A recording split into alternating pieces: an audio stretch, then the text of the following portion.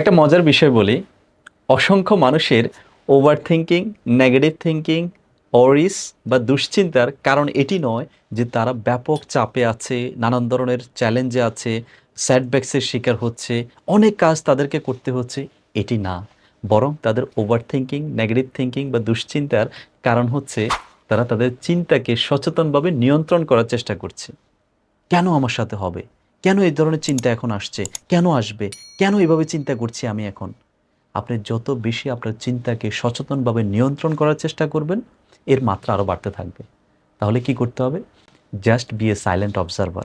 Late thought comes.